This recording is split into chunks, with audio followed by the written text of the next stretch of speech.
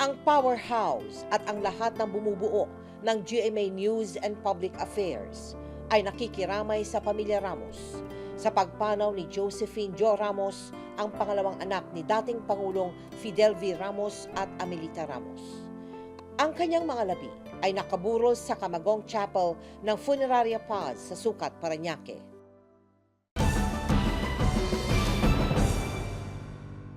Isa siya sa utak ng EDSA People Power na nagpatalsik kay former President Marcos noong 1986. Steady Eddie ang itinawag sa kanya nang maibangon niya ekonomiya ng Pilipinas sa kanyang pamumuno bilang presidente noong taong 1992 hanggang 1998. Pero kamusta na kaya siya sa mas tahimik niyang buhay bilang ordinaryong mamamayan? Presidente rin kaya siya sa loob ng kanyang sariling tahanan? Ako po si Mel Tiangco. Bisitahin natin si former President Fidel V. Ramos o mas kilala natin bilang FVR dito sa Powerhouse.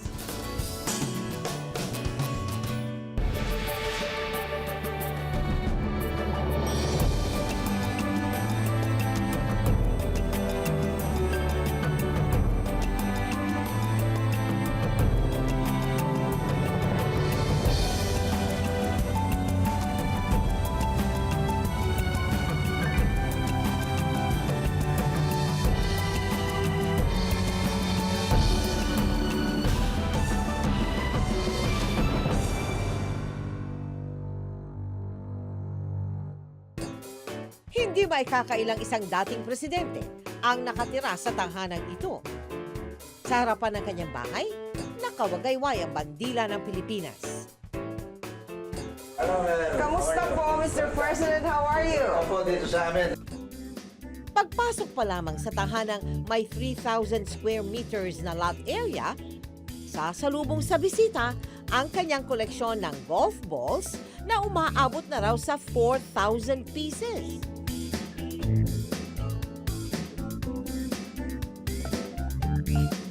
Sir, sino ba ang ano dyan significant? Yung mga White House at saka yung mga presidente. Clinton. Clinton. Oh, interesting. 100 years of Philippine independence. Okay. Ayan, they're becoming rare. Kolektor din siya ng iba't ibang sports caps na mahigit 1,000 pieces na. At pati sports souvenirs, meron din.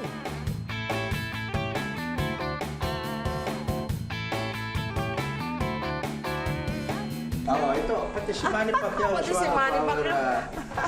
Nakakatuwa naman pala itong mga collection Istamba yan ng araw sa amin eh. Oh, wow. Pero ngayon sikat na. Sikat na. Mr. President, how long have you been married to the one and only? Maybe too long. Let me remind everybody, no? What is the longest sentence in the language of the English? In English is I do. I do, ang haba nung sentensya na yan. Oh. Para sa amin, 57 years. 57. Going on 60. And we hope we'll still be around. Fantastic. What keeps you busy nowadays? As soon as I retired from the presidency, I'm talking about July 1998, I had plans to put up a foundation. And we have it now. It's called Ramos Peace and Development Foundation, or RPDEP. Mas enjoy daw ang dating presidente sa kanyang mga proyekto ngayon. Pero dahil likas daw na masipag at workaholic, araw-araw pa rin nag-oopisina si FVR. Tawag namin dito, Rogues Gallery.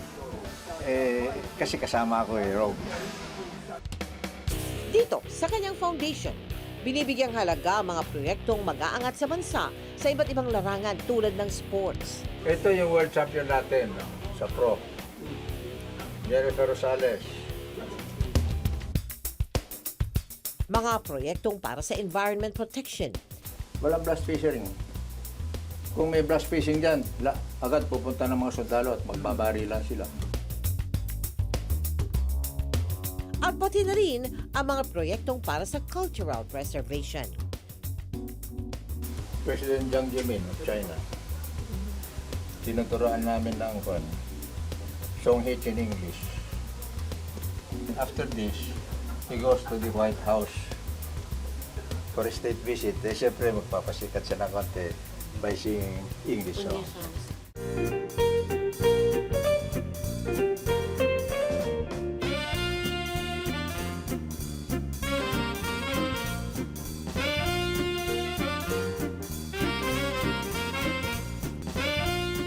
Okay, Oh, you have a pool.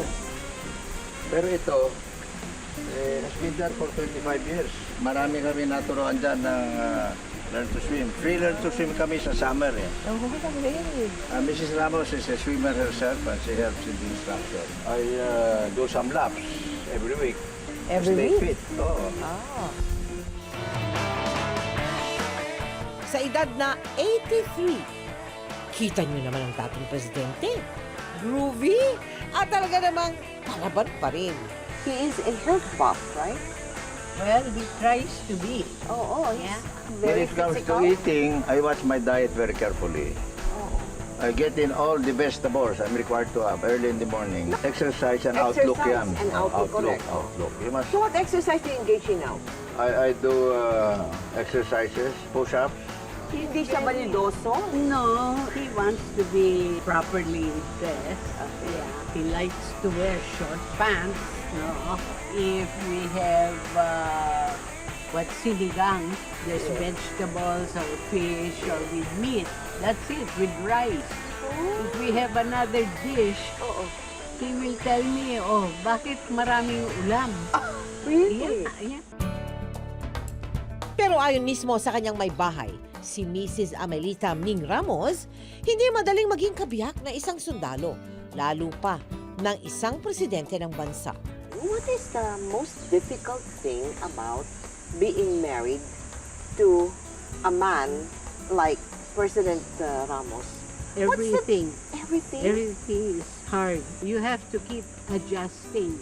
Uh-huh. Pero And you gwapo have to naman be eh, gwapo. Patient. And you have to be patient. And yeah. Sacrificing. We didn't want him to run. Because I kept saying, if he wins, I'll be first lady. And I didn't want to be first lady.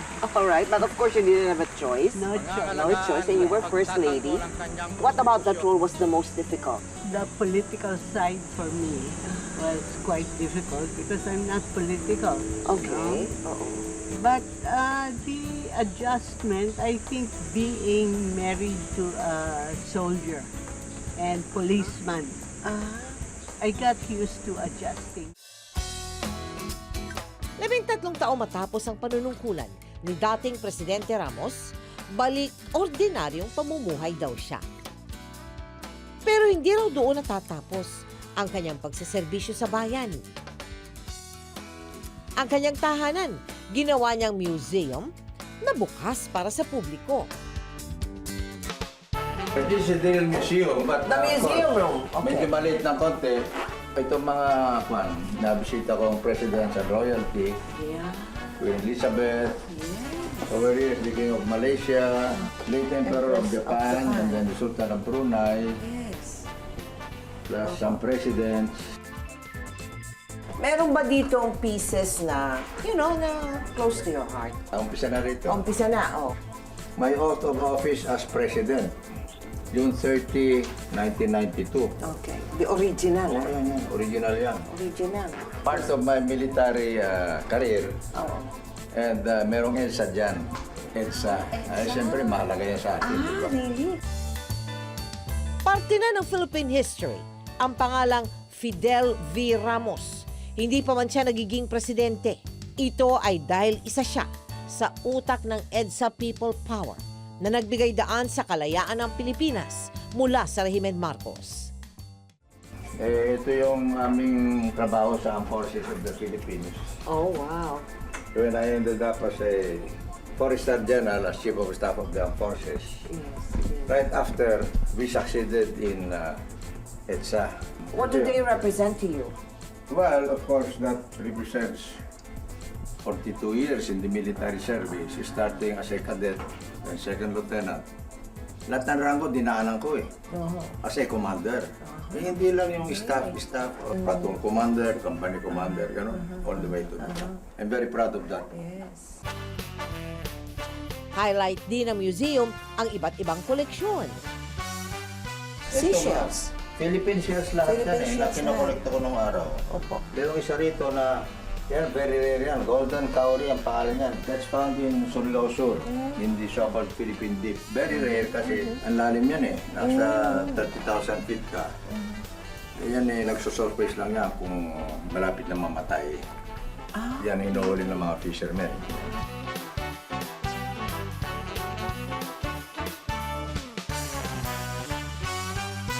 The cigars. Also a collection? I collect them, but I don't smoke anymore. Anymore. I stopped 25 years ago. Hey, lahat kayo dyan ha, huwag kayong Buti na baligarilyo, lang. huwag kayong magtabako. Yung aking pang good luck lang, ito, hindi ko sinisindihan yan. Sa mga Ilocano, kagaya ko, ito eh, faith healing ito eh. Kung sumasakit yung ulo ko eh, pinapahit ko dyan. Nawawala yung sakit ng ulo ko. Bukod sa pagiging ama at ina ng tahanan habang nagsisilbi sa bayan ang kanyang asawa, dagdag pasanin din para sa dating First Lady ang pagiging maggiliw di umano ni FVR sa mga kababaihan.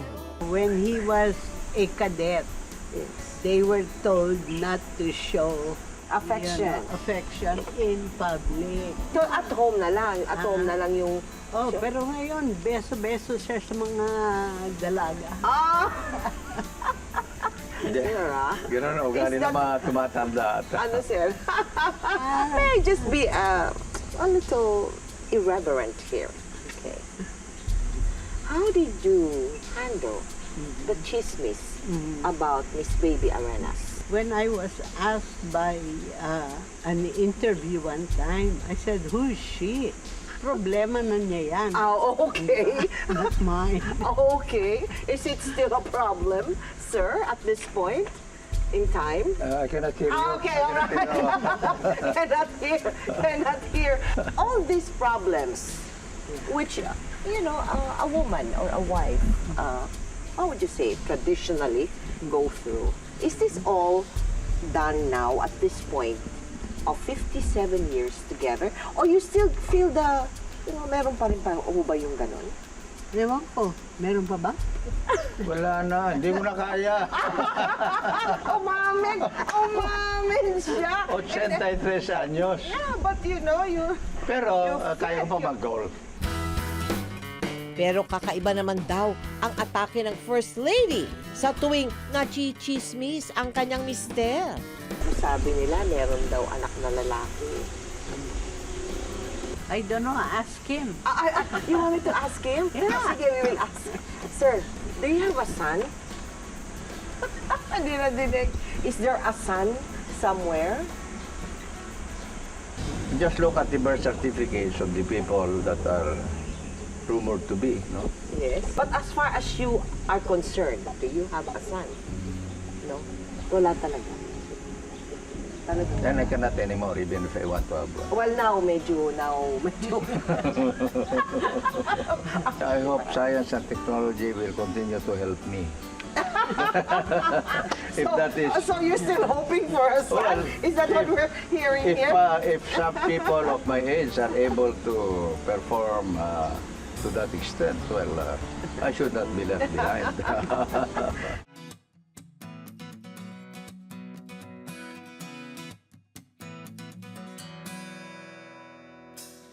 That is an extraordinary, wow, beautiful. Ito po ay isang painting donated by the painter Betsy Westendorf. Very famous.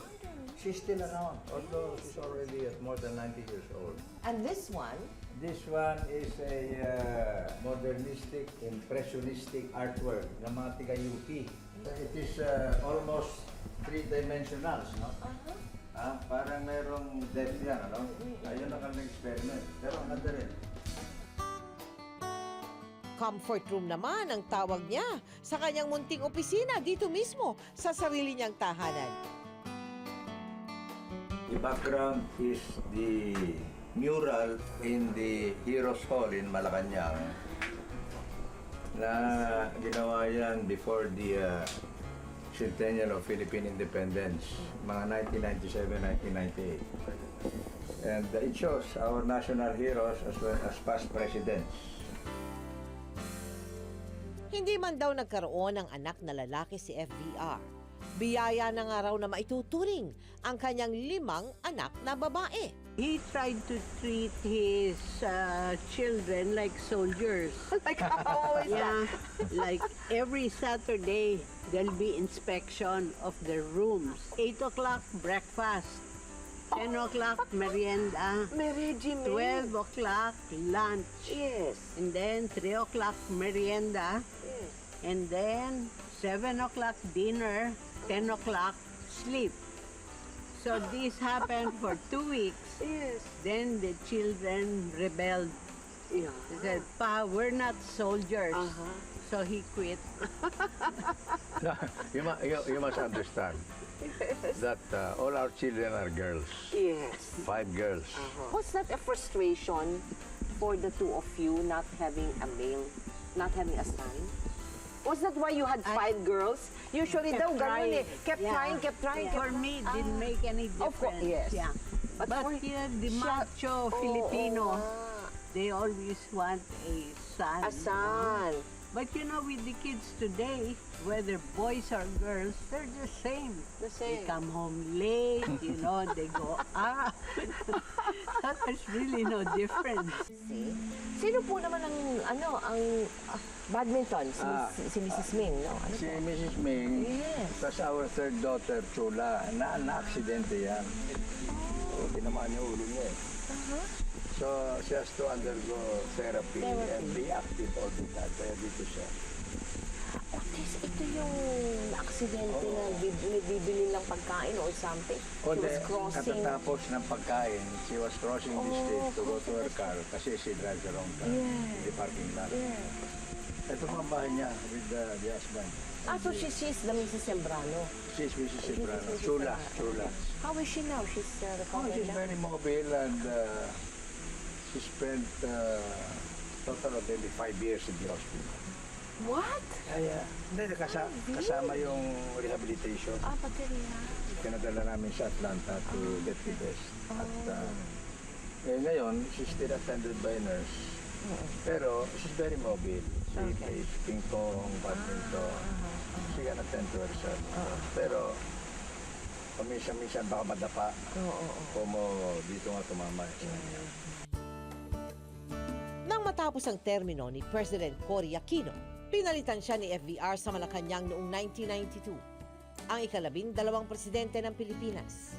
Walang dudang handang maglingkod sa bayan.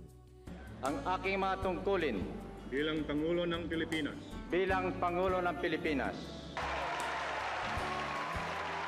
Steady Eddie ang naging palayaw niya sa 6 na taon niyang panunungkulan dahil sa kanyang mga programang nakaayon sa people empowerment at global competitiveness, umangata ekonomiya ng bansa at tinawag ang Pilipinas na Emerging Tiger of Asia, kasabay ng mga bansang Singapore, Taiwan at Hong Kong.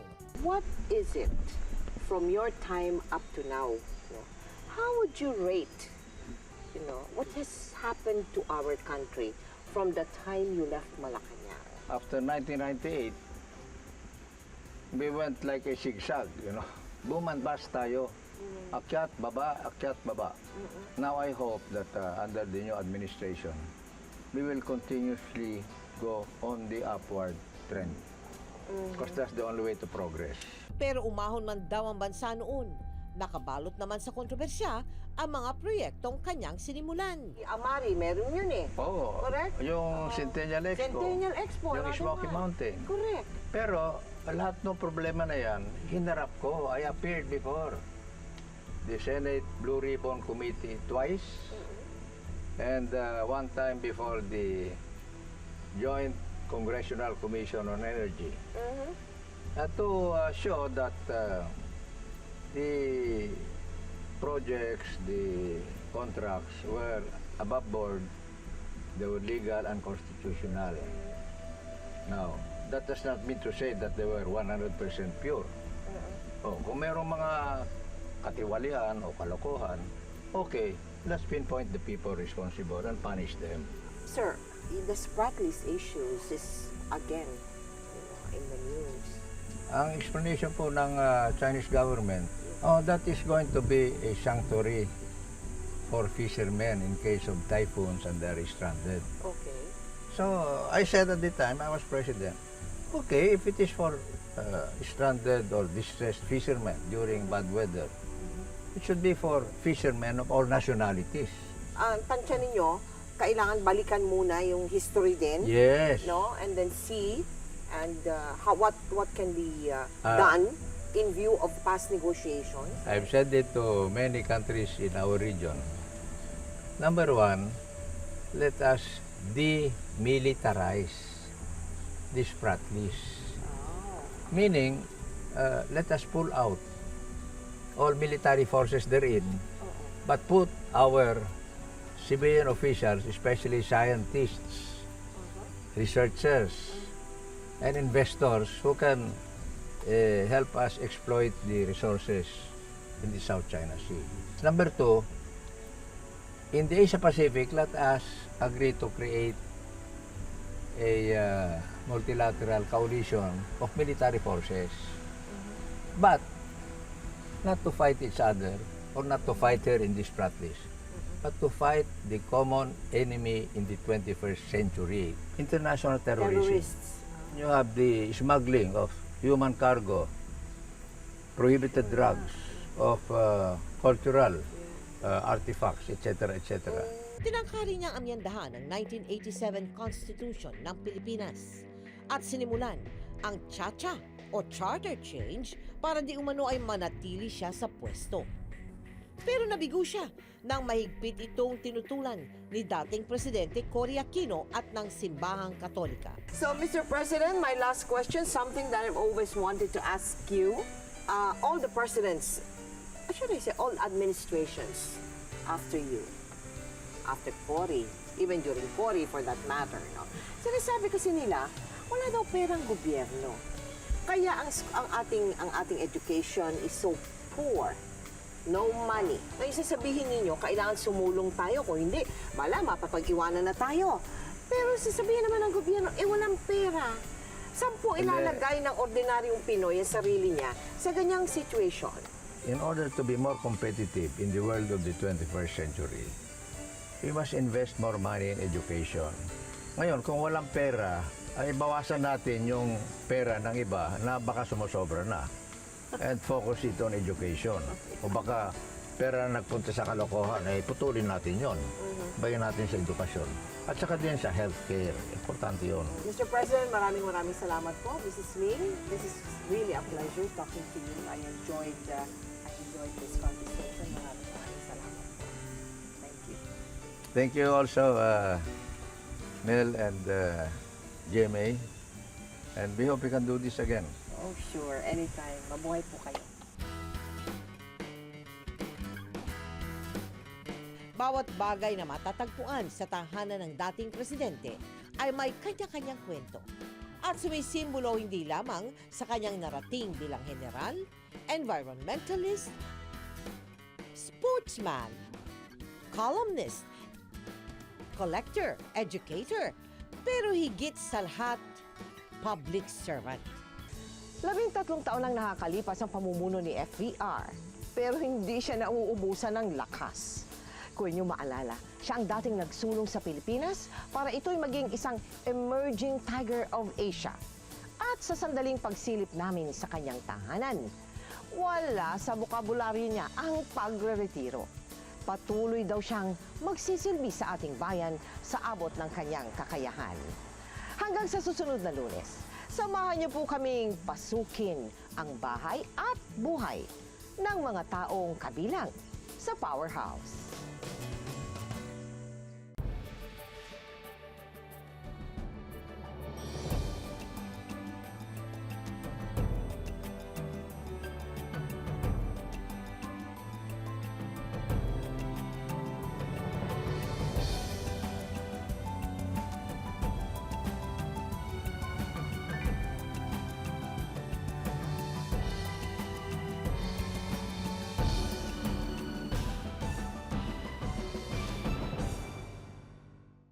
Is it okay to ask you, what have you done on Dr. Pai?